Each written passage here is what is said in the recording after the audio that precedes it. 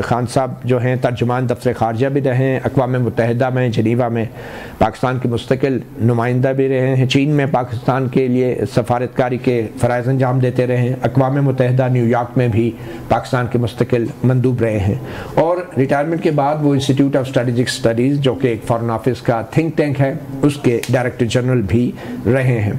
और सदारत जब आज़ाद कश्मीर की छोड़ी मसूद खान साहब, तो आप दोबारा भी अमेरिका में सफ़ीर मुकर्रर हुए और फिर 2024 में ही अब आप अमली तौर पे सफारतकारी से रिटायर हो गए। जी तो बहुत शुक्रिया आपने सहाफ़ी प्रोग्राम को वक्त दिया। सबसे पहले तो मैं आपसे यही जानना चाहूँगा कि पाकिस्तान और भारत की जंग बंदी तो हो गई और उसमें अमेरिका ने एक बहुत बड़ा किरदार अदा किया, तो आपको कुछ गैर मामूली चीज़ लगी कि अमेरिकी सदर की तरफ से जिस तरह के बयानात आए हैं, तो आप समझते हैं कि ये पाकिस्तान की एक सफारती कामयाबी है या फिर ये सदर ट्रंप की एक शख्सियत है कि जिनके हर बयान में एक नई खारजा पॉलिसी नज़र आती है? सबसे पहले मैं आपका शुक्रिया अदा करूंगा मतीउल्लाह जान साहब, आपसे पहली मरतबा रूबरू मुलाकात हो रही है। आपको हम टेलीविज़न पे देखते रहे और आप बहुत दमदार प्रोग्राम करते हैं। Thank you. तो मैं आज बहुत खुश हूँ कि आपके सामने हूँ और मैं गुफ्तगू कर सकता हूँ। और जो आपने सवाल पूछा है उसके बारे में कहूँगा कि अमेरिका की बहुत पुरानी तारीख़ है मसला कश्मीर के हवाले से। सन 1950 की दिहाई में हमने तकरीबन दर्जन भर करारदादें सलामती काउंसिल से मंजूर करवाई, उसमें अमेरिका का हाथ था, अमेरिका की सरपरस्ती थी। फिर जो है सदर आइजनहॉवर ने इसमें सालसी का किरदार अदा किया, सदर जॉन एफ कैनेडी ने किया, और उसके बाद ये कुछ मामला सदखाने में चला गया। सिमला एग्रीमेंट जो हो गया, फिर सिमला एग्रीमेंट हो गया, लेकिन उसके बाद जो है कई सदूर ने इसमें दिलचस्पी ली, जिसमें ख़ास तौर से सदर क्लिंटन, जिन्होंने जब एक जंग छिड़ी थी कारगिल के ऊपर तो उसे बंद करवाने में एक किरदार अदा किया था। कोलिन पॉल ने जो है 2002 का जो हमारा तसादुम था उसमें अपना किरदार अदा किया। और अब जो आप आएंगे तो सदर ट्रंप पे जब आप आएंगे तो ये तीसरी मरतबा उनकी कोशिश है। पहली कोशिश अभी वो सदर मुंतखब नहीं हुए थे लेकिन वो उम्मीदवार थे। उसके बाद जब वो मुंतखब हो गए तो 2 मरतबा उन्होंने इस बात का इरादा किया कि वो मसला कश्मीर को हल करवाना चाहते। जब सदर बन गए तो 2019 में उस वक्त के हमारे वज़ीर आज़म के साथ मुश्तरका प्रेस कॉन्फ्रेंस में उन्होंने वाइट हाउस में ऐलान किया कि नरेंद्र मोदी ने उन्हें ये कहा है, ये दरख्वास्त की है कि आप मसला कश्मीर को हल करवाएं। तो उनका मैं तैयार हूँ। 2019 की बात, 2019 की बात है, लेकिन इमरान खान दूसरा वर्ल्ड कप जीत के आए थे। जी जी लेकिन उसके दूसरे दिन लोकसभा में हिंदुस्तान ने इनकार कर दिया कि हमने कोई ऐसी दरख्वास्त नहीं की। मैं इसलिए ये आपको बस मंजर बता रहा था कि मंजरनामा मिल ना रहा हो अभी। सही। तो sir sorry to cut you, 2019 का आपने हवाला दिया, फिर उसके बाद हम आगे चलते हैं। हुआ क्या था वहाँ पे? इमरान खान साहब गए और बज़ाहिर तो ये लगा कि बहुत बड़ी सफारती कामयाबी थी कि अमेरिका ने कहा कि हम किरदार अदा करेंगे, मगर फिर भारत ने 370 आर्टिकल अपने आइन का मनसूख कर दिया और कश्मीर को उस पर उसका जो स्टेटस था इंडिपेंडेंट उसको ख़त्म कर दिया और भारत के टेरिटरी करार दे दिया। तो वो कितनी बड़ी एक सफारती तौर पे एक नुकसान था हमारा बहुत भारी नुकसान था, लेकिन उसमें हमारा कोई कसूर नहीं था। उसकी वजह यह कि भारत को जब ये महसूस हुआ कि अमेरिका इसमें दिलचस्पी ले रहा है, वैसे वो पहले से भी तैयारी कर रहा था। अगर आप उनका मंशूर पढ़ते जब उन्होंने इंतखाबात लड़े थे नरेंद्र मोदी ने, और 2014 के भी मंशूर उठा के देख लिए, उन्होंने कहा था कि ये हम इक़दाम करेंगे। ठीक है, यानी उन्होंने ऐलान कहा था। तो अभी जो हालिया बयान है इसने हिंदुस्तान को सख्त सटपटाहट और घबराहट का शिकार कर दिया है। उसकी वजह यह है कि दबाव के तहत थे। पाकिस्तान का हमला शदीद से शदीद तर हो गया। पहले ही दिन उनको रफ़ाल खोने पड़े और उसके बाद दुनिया में उनकी बदनामी हो गई। वो जो बयानियाँ बनाते थे वो दुनिया में चल नहीं पा रहा था। और उसके बाद जो पहलगाम के बारे में कोई उन्होंने शवाहिद नहीं दी, पाकिस्तान के ऊपर जहरियत की, समझा कमज़ोर मुल्क है। और फिर उनके वज़ीर ख़ारजा ने और वज़ीर आज़म ने इंतहाई मज़े का ख़यास बयान दिए। उनमें से एक बयान यह है कि हमने तो इनके दहशत गर्दी के ठिकानों के ऊपर हमला किया था, इन्होंने हमारे ऊपर ही हमला कर दिया। तो कहने का मतलब ये है कि बहुत बड़ी पेशरफ्त है। ठीक है, लेकिन इसमें यह है कि एक तो ये है कि हमें इसे किस तरीके से सस्टेन करेंगे क्योंकि जो अमेरिका की दिलचस्पी, अमेरिका इस वक्त कई अमूर में उलझा हुआ है, यूक्रेन है, उसके बाद फ़लस्तीन है, इसराइल है, और मशरक़ वस्ता पूरे का पूरा है, यमन है, फिर जो ईरान का मसला है। तो क्या वो तवज्जो बरकरार रखेगा और क्या हिंदुस्तान उसकी सलाह मानेगा?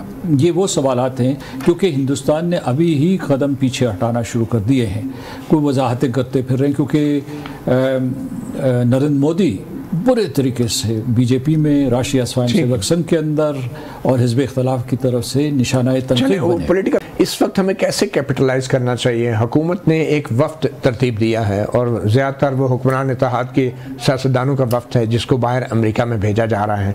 बतौर एक तजर्बाकार सफारतकार आप क्या समझते हैं कि सियासतदानों पर मुश्तमिल एक पाकिस्तानी वफ्द कश्मीर के हवाले से अमेरिका में जाके कितना मौसर साबित हो सकता है, और क्या इसमें अपोजिशन के लोगों को शामिल नहीं करना चाहिए था? मेरा ख्याल करना चाहिए था। मेरा ये ख्याल है कि शायद उन्होंने कोशिश भी की हो। क्या ये मुमकिन है या नहीं है मौजूदा हालात में, ये अलग बहस है। लेकिन मैं ये बताता हूँ कि जो लोग उन्होंने नामज़द किए हैं वो रिवायती सियासतदान नहीं हैं, और उनके वो बहुत आर्टिकुलेट हैं, और वो जो अपना नुक्ता नज़र बड़े मौसर अंदाज में दूसरे तक पहुँचाते हैं, ख़ास तौर से बैनुल अक़वामी ऑडियंस को। मैंने उनकी इस जंग के दौरान भी परफॉर्मेंस देखी, और पहले भी उनकी शोहरत है। वजह शोहरत ये भी है कि वो अच्छे तरीके से अपना नुक्ता नज़र दूसरों तक पहुँचा वहाँ पे जाके। देखिए, क्या आप भी उनका हिस्सा हैं या नहीं? नहीं, मैं नहीं हूँ। अच्छा। लेकिन मुझसे काबिल और मुझसे ज़्यादा इस वक्त जो हल्का अरबाब हैं उन मौजूद हैं, ऐसे काबिल लोग जो जा सकते हैं, मैं उसमें मौजूद नहीं हूँ। तो करेंगे क्या? उनका टारगेट क्या है? उनका टारगेट ये होगा कि दो वजह से मजबूरी आ गई। एक तो ये कि पाकिस्तान की फतह हुई है, उसे बहुत से क़ुव्वतें जो है शिकस्त में तब्दील करने की कोशिश करेंगे, बयानिया तब्दील करने की कोशिश करेंगे, तो वहाँ मौजूद होना ज़रूरी है, हक़ाइक़ को सामने पेश करना।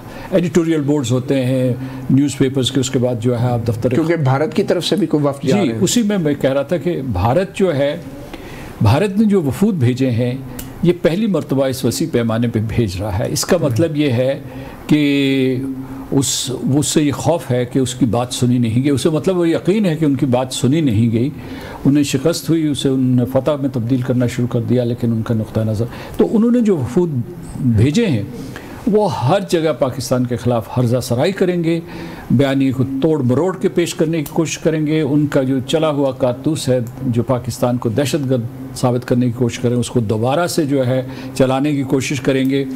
और पानी के लिए भी ऊट पटांग जवाब देंगे, भाई पानी क्यों बंद किया, इसके ऊपर हिंदुस्तान जवाबदेह बनता है। तो इसलिए यह है कि ये लोग वहाँ मौजूद होने चाहिए, उनसे हम कलाम हूँ, लोगों से उन अपने मुखातबीन को बताएं कि सही सूरत हाल क्या है। ठीक है जी। अच्छा, पानी के हवाले से आपने जिक्र किया, भारत ने सिंतास माहदे को मुअत्तल कर दिया, और बैनुल-अक़वामी जो माहिरीन हैं और कानूनी माहिरीन हैं वो यही कहते हैं कि ऐसा मुमकिन नहीं है। माहदे के अंदर ऐसी कोई शिक नहीं है कि कोई एक मुल्क जो है एकतरफा तौर पर इस माहदे को मुअत्तल कर दे, ख़त्म कर दे या होल्ड इन अबेंस कर दे। तो फिर ऐसी सूरत में पाकिस्तान का क्या सफारती महाज पे जंग लड़ना चाहिए, या फिर अगर ये आबी जारियत है तो इसका जवाब तो जारियत से ही हो सकता है? तीन सतहों पे ये मामला जो है हमें उठाना चाहिए, ख़ुद हिंदुस्तान से उठाना चाहिए। एक मेरा हाल, हमारा मुरासला ख़त जा चुका है, जो हमारे वाटर के सेक्रेटरी हैं उन्होंने अपने काउंटर पार्ट को हिंदुस्तान भेज दिया है, और उसे ये जो आप नुकात बता रहे थे उसे बताए हैं, यानी दलाइल के साथ और कानूनी पस मंज़र में। अच्छा, दूसरा ये है कि अगर हिंदुस्तान नहीं मानता, उसने एक ख़िलाफ़ वर्जी तो की है, मतलब बैनुल अक़वामी क़ानून की इस माहिदे की ख़िलाफ़ वर्जी की है, और वाकई उसकी जो शकबारा है उसमें कोई किस किस्म की प्रोविज़न मौजूद नहीं, मुस्तक़िल मुआहिदा था। ये मुआहिदा मुआहिदे से तब्दील हो सकता है। अच्छा, दूसरा ये है कि अगर वो नहीं मानते तो फिर हम जो है वर्ल्ड बैंक जो है उसको सालसी के लिए कहेंगे, और वो सालसी जो है वो ख़ुद नहीं करता, वो आमतौर पे एक जो न्यूट्रल एक्सपर्ट या कोर्ट ऑफ आर्बिट्रेशन मुकर्रर करता है। और तीसरा ये है कि अगर वाकई वो हमारे साथ ये खेल खेलता है और हमारे पानी बंद करता है और हाइड्रोलॉजिकल डेटा नहीं देता, और उसके बाद जो है पानी जब चाहे छोड़ दे, जब चाहे बंद कर दे, इस किस्म का अजाब अहले पाकिस्तान के ऊपर मुसल्लत करता है, तो ये जंगी इक़दाम है, और इसका जवाब जो है वो दिफाए पाकिस्तान है।